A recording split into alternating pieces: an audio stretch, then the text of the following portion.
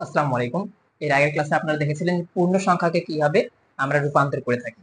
আজকে আমরা দেখব পূর্ণ সংখ্যা এবং ভগ্নাংশ। তার আগে আমি বলে দেই, যেখানে আমরা যে ডট দেখতে পাচ্ছি, এই ডটটাকে বলা হয় রেডেক্স পয়েন্ট। প্রশ্ন করা যেতে পারে রেডেক্স পয়েন্ট কি বা কাকে বলে।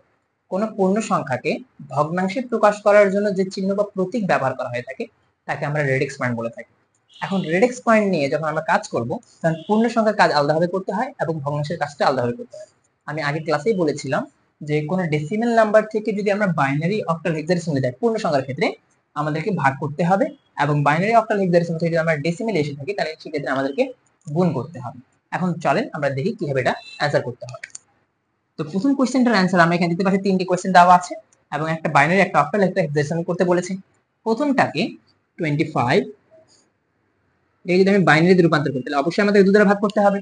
2 দ্বারা ভাগ করলে আমি দেখতে পাচ্ছি 12 দুগুণে 24 বাঁচবে 1। কিভাবে 1 বাঁচলো আমি সেটাও বলে দিই।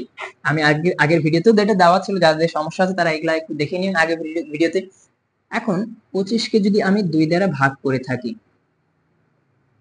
2 1 কে 2 আর 2 দুগুণে 4, 12 চলে আসলো। 12টা আমরা এখানে লিখে দিলাম, আর এই যে হাতের 1 ছিল সেই 1টা এদিকে চলে আসলো। ঠিক এখন 12 কে যদি আমি 2 দ্বারা ভাগ করি, 6 দুগুণে 12, হাতে কিছু থাকে না এজন্য 0। আবার 2 দ্বারা ভাগ করলাম, 3 দুগুণে 6 বাদবে 0। আবার যদি আমি ভাগ করলাম, 2 1 এ 2 বাঁচবে 1। আবার ভাগ করলে এবার কিন্তু যাচ্ছে না, চলে আসবে 0 আর এখানে 1। আমি আগের ক্লাসেও বলেছিলাম যদি কোনো জায়গায় তোমাকে সন্দেহ হচ্ছে যে এই সংখ্যাটা কিভাবে এখানে 1 চলে আসলো, এটা থেকে আমরা গুণ করব। 2 কে 2 আর এখানে আমাদের 1 থাকলে যোগ করলাম 3, মিলে গেলে আমাদের অ্যান্সারটা হয়ে যাচ্ছে। এখন এটা পূর্ণ সংখ্যার কাজ গেল। ভগ্নাংশের ক্ষেত্রে 62 দেওয়া ছিল, পয়েন্টে শুধু আমরা একটা টার্ম দিব। পূর্ণ সংখ্যাকে আমরা 2 দ্বারা ভাগ করেছি, ঠিক একই ভাবে ভগ্নাংশকে আমাকে 2 দ্বারা গুণ করতে হবে। 2 দ্বারা যদি আমি গুণ করতে পারি, 62 কে যদি আমি 2 দ্বারা গুণ করে থাকি, তাহলে অ্যান্সার হচ্ছে 124। এখন দেখেন 124 এখানে কয়টি সংখ্যা ছিল? 3টি সংখ্যা। উপরে ছিল কয়টি সংখ্যা? আমার 2টি সংখ্যা। দুটি সংখ্যা আমি এখানে রাখবো, অতিরিক্ত 1 বাইরে চলে যাবে। আবার যদি আমি 24 কে 2 দ্বারা গুণ করে থাকি, এখন দেখেন 1 কিন্তু গুণ হবে না, ভিতরের সংখ্যাগুলোই শুধুমাত্র গুণ হবে। কারণ 24 কে যদি আমি 2 দ্বারা গুণ করে থাকি আমরা পাবো 48। অতিরিক্ত কোনো সংখ্যা পাওয়া যায়নি, যার কারণে বাইরে চলে আসবে 0। আবার 48 কে যদি আমি 2 দ্বারা গুণ করে থাকি আমরা পাবো 96। আবার কিন্তু আমরা বাইরে কোনো অতিরিক্ত সংখ্যা পাইনি, আমরা আবার বাইরে 0 লিখে দেব। আবার যদি আমি 96 কে গুণ করে দেখি, 96 কে গুণ করলে আমরা পাচ্ছি 6 দুগুণে 12, 9 দুগুণে 18, 192। আবার দেখতে পাচ্ছি 1 অতিরিক্ত ছিল, বাইরে চলে গেল। এবং 92 কে যখন আমি 2 দ্বারা গুণ করব, দেখেন আমি বারবার বলছি যতগুলো সংখ্যা আছে আমার ততগুলো সংখ্যাই আমাকে ভিতরে গুণ করতে হবে, বাইরের অতিরিক্ত সংখ্যা আমার কোনো প্রকার গুণ করতে হবে না। এখন আমি যদি 92 কে 2 দ্বারা গুণ করি 184 আসে। এখন কথা হচ্ছে এরকম করে গুণ করতে থাকতে পারবো আমরা, গুণ আমাদের যেতে থাকবে। আমি কতটুকু পর্যন্ত বা কতদূর পর্যন্ত আমরা গুণ করব, মনে রাখবেন আমরা সর্বোচ্চ 5 বার গুণ করব, 3 বার করলেও অ্যান্সারটা হয়ে যাবে। এখন পূর্ণ সংখ্যার ক্ষেত্রে আমরা অ্যান্সারটা আগের ক্লাসেই বলেছিলাম নিচের দিক থেকে উপরে লিখতে হবে এবং এলএসবি লিখতে হয়। এলএসবি এর পূর্ণ হচ্ছে লেস্ট সিগনিফিকেন্ট বিট, আর নিচের দিকে হবে এমএসবি মোস্ট সিগনিফিকেন্ট বিট। এবং যদি আমরা অক্টাল বা হেক্সাডেসিমাল করতাম সেক্ষেত্রে আমরা ডি ব্যবহার করতাম। ঠিক একই ভাবে এখানে আমরা করব এমএসবি এলএসবি, অর্থাৎ পূর্ণ সংখ্যায় নিচের দিকে উপরে, ভগ্নাংশের উপর থেকে নিচে। তাহলে আমরা অ্যান্সারটা কি পেয়ে যাচ্ছি? আমরা অ্যান্সারটা এখানে দেখতে পাচ্ছি পূর্ণ সংখ্যার ক্ষেত্রে কি পাচ্ছি? 1100 1100 আর থেকে গেল 1। ঠিক, এখন পয়েন্টের দিকে যখন আমি আসলাম, পয়েন্টের জন্য পয়েন্ট দিয়ে দিলাম, যেহেতু ভগ্নাংশের কাজটা আলাদা করতে হয়। 10011, তো 10011 ব্র্যাকেট ক্লোজ করে আমরা লিখে দিলাম 2। যেহেতু আমরা বাইনারি করছি এজন্য আমরা 2 লিখে দিলাম, অক্টাল করলে আমরা 8 লিখে দিতাম। তো প্রথম সংখ্যাটার আমরা অ্যান্সার পেয়ে গিয়েছি। ঠিক একই ভাবে আমাদেরকে দ্বিতীয় সংখ্যা করতে বলছে 72 কে 72.12 কে আমরা করতে বলছে অক্টালে। ঠিক আছে, এখন চলেন আমরা দ্বিতীয় সংখ্যাটাকে দেখি। এবার আমরা দ্বিতীয় সংখ্যাটাকে দেখব। দ্বিতীয় সংখ্যা ছিল আমাদের 76। এখন 76 কে আমরা কি করব? 8 দ্বারা ভাগ করব, যেহেতু অক্টালে করতে বলেছে। 8 দ্বারা ভাগ করলে আমরা দেখতে পাচ্ছি 8 9 72, বাঁচবে আমার কাছে 4। কিভাবে 4 বাঁচলো? এটাকে আমি এটা থেকে গুণ করলাম, এটা থেকে আমি এটা মাইনাস করলাম, এখানে আমাদের 4 চলে আসলো। এখন আবার আমি যদি 8 কে ভাগ করব, ভাগ করলে আমি দেখতে পাচ্ছি 8 কে 8 আর থাকবে 1। ঠিক আছে, আবার যদি আমি এই 1 দিয়ে তো আর যাচ্ছে না, 8 দ্বারা কি 1 যাবে?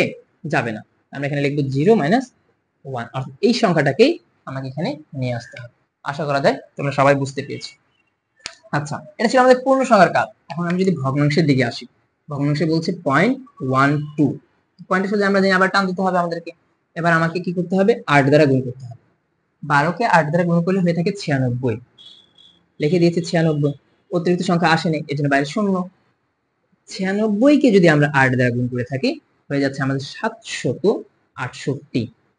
তো 768 জন্য 7 বাইরে চলে যাবে, যেহেতু তিনটি সংখ্যা চলে আসছে, আর উপরে ছিল আমাদের দুটি সংখ্যা, 68 আমাদের ভিতরে চলে আসবে। এখন আবার এটাকে আমাকে 8 দ্বারাই গুণ করতে হবে। দেখো আমি কিন্তু এখানে পয়েন্ট দিয়ে লিখছি না, যদি তুমি ক্যালকুলেটরে এটা পয়েন্ট দ্বারা গুণ করতা তোমার आंसर আসতো 7.68। তো 68 তোমার ভিতরে লিখতে হচ্ছে 7 বাইরে চলে যেত। ঠিক আছে, তোমার ইচ্ছার উপর ডিপেন্ড করে তুমি যেভাবে এটা মনে রাখতে পারো। আমি এটা পূর্ণ সংখ্যা হিসেবে কাজ করে দেখাচ্ছি।